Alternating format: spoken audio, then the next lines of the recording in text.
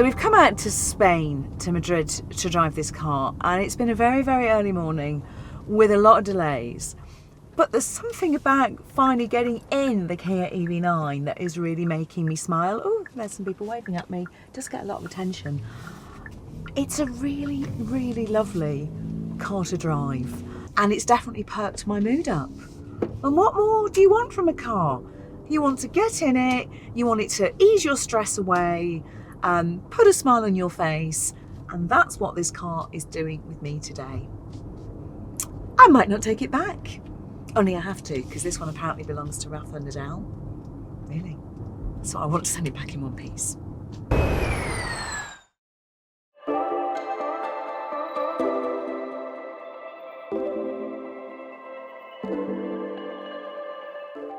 You know, sometimes a car comes along that you cannot wait to drive, and this is one of them. So if you remember, I went to have a very first look at an early prototype of this car in Korea, and it wowed me when I saw it in the studio. In fact, it did wow me the first time I saw it as a concept car a couple of years ago. And yes, seeing it here, finally, outside for the first time, wows me again. I know it's huge, but it's basically been built to carry a 7-a-side football team, hasn't it? So forget about the size for a minute and just take a look at the design. I just think it looks great. From the constellation-shaped headlights to all the angles, the upright LED running lights, those sleek pop-out handles. I just love how fresh and how striking this car looks. And I also really love the interior, so come and take a look.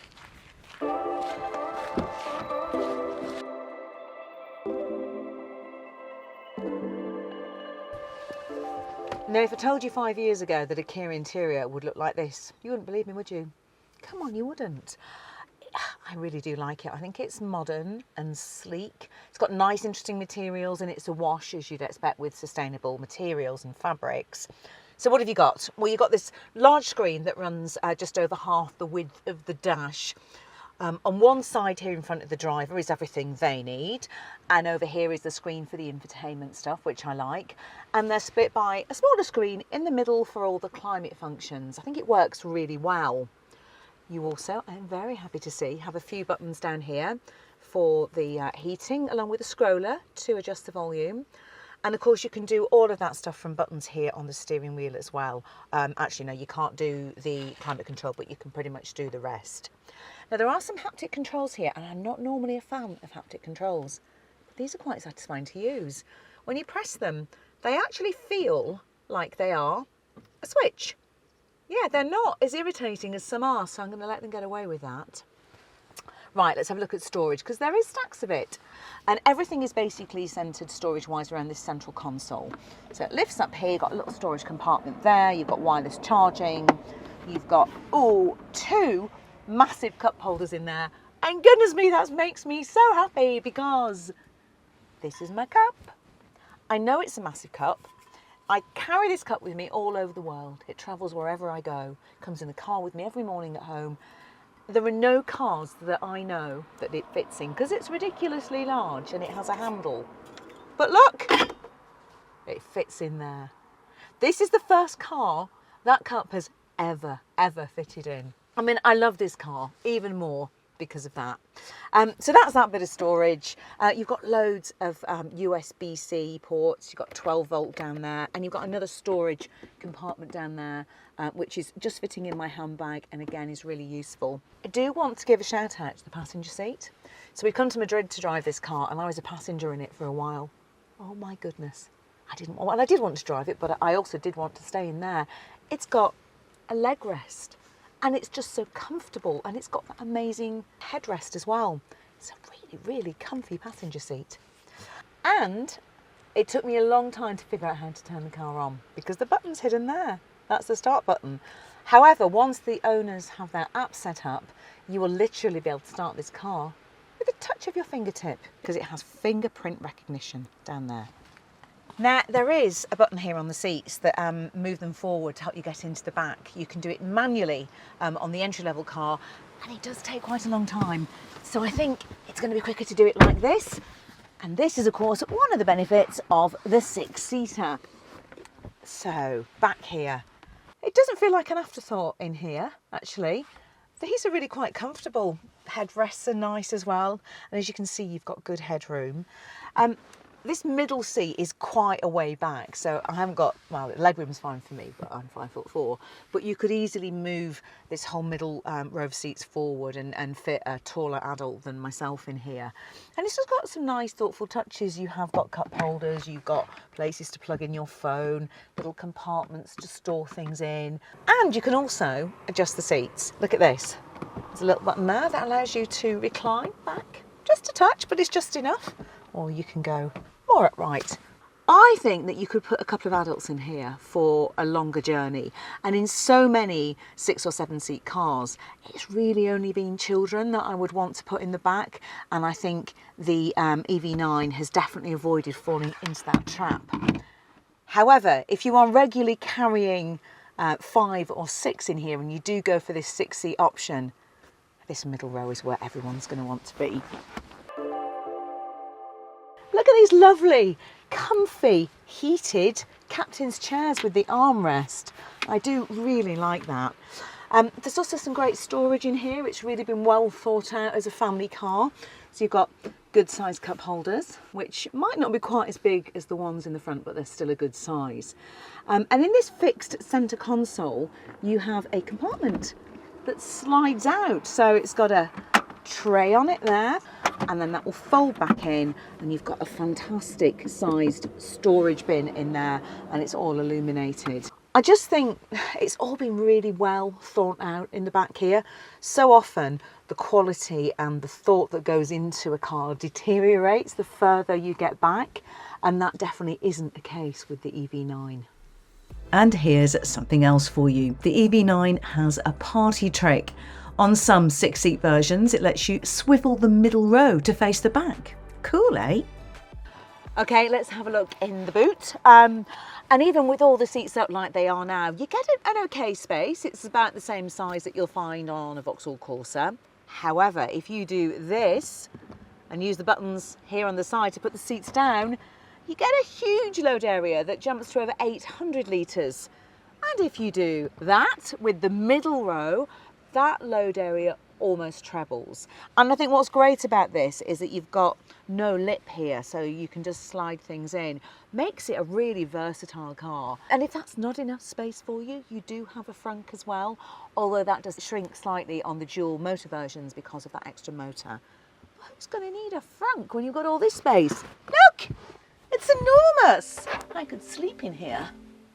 Today's car is the 6-seat GT Line S, so let's go for a drive. All models coming to the UK have a 99.8 kilowatt-hour battery pack with a heat pump for extra efficiency. And whilst that's a big battery, Kia's 800-volt ultra-fast charging tech means that every version of the EV9 can be recharged from 10 to 80% in as little as 24 minutes when you're plugged into a 350 kilowatt high-powered charger. So straight away you do really feel that this is a large car, and you can feel its way into the corners where it begins to feel like that heavy SUV that of course it is. But at the same time it's also surprisingly easy to place on the road. Yes, it's, little speed bump there. Yes, it's high and yes, it's long, but it's actually not quite as wide as other cars of this size, which does seem to help with that. That massive battery pack that I mentioned earlier, well, that's integrated into the underpinnings and it gives the EV9 a low centre of gravity. So it feels surprisingly solid and there's very little body roll going into corners. And it's also really easy to get a good driving position. There's loads of range in both the seats and in the steering wheel. It's very comfy. And I really like the shape of this new Kia steering wheel. It's got a sort of flattish top and bottom, and it just feels nice. It's got a good size, good weight to it. And it's got all the controls that you need just here at your fingertips as well. One thing I do love is the fact that these seats are so comfortable. Honestly, I could take one and put it in my living room and happily watch movies all night on it. It's so comfy. In particular, this headrest with this mesh covering, it's really, really comfy. And I think they also make those massive cushiony headrest things that you find in Mercedes cars, for example. They make them feel really old-fashioned, and it just shows the power of good, thoughtful design. These are just as comfortable, if not more so, and yet they look modern and they look much nicer. Now, because the EV9 has got the electric powertrain, of course, it's got loads of torque from the get-go. You've absolutely no trouble getting up to speed, particularly in this 308 brake horsepower version. There's also enough poke when you need it for overtaking. You can stick it into sport mode if you fancy, and you can do it from just a button down on the steering wheel. And it does liven things up a bit. I wouldn't go so far as to calling it sporty, but it feels surprisingly agile actually for a car of this size. I'm really enjoying using the one-pedal driving, particularly on this nice windy country road. You can adapt through paddles just here on either side of the steering wheel, and I think it's set up really well. It's grabby enough to allow you to simply use the one pedal around town, for example, without ever feeling aggressive or jerky, or too weak actually for that matter, because often, you know, that's a complaint that I have, that, you know, brands don't go quite far enough and really manage to get that one pedal driving feel. And if you do need to use the foot brake, then it is firm and it is smooth.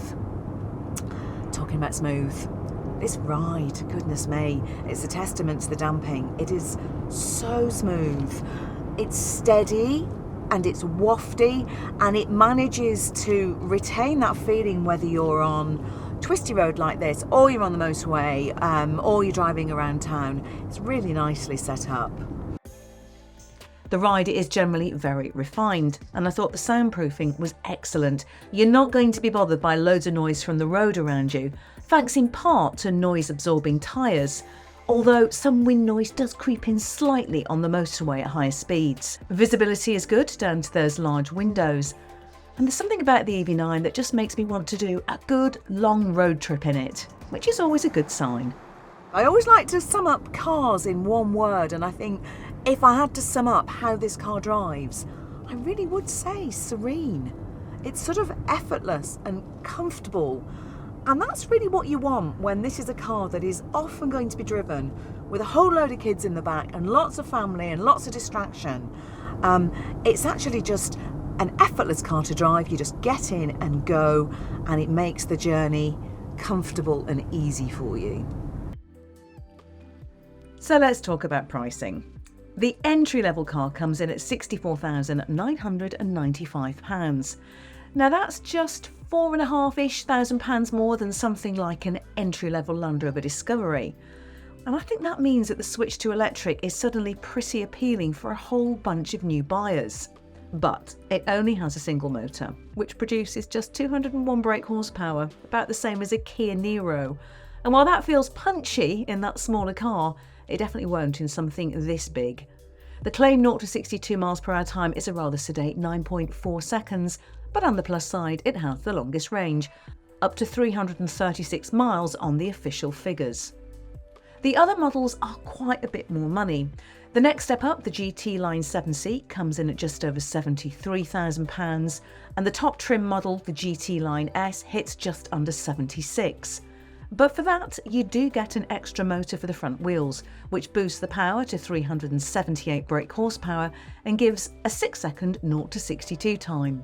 And that 6-seat 3-row option with that middle row of seats that swivels around will come in at just under £77,000. Those all-wheel drive dual motor versions will inevitably see a slight dip in range though, to just over 300 miles.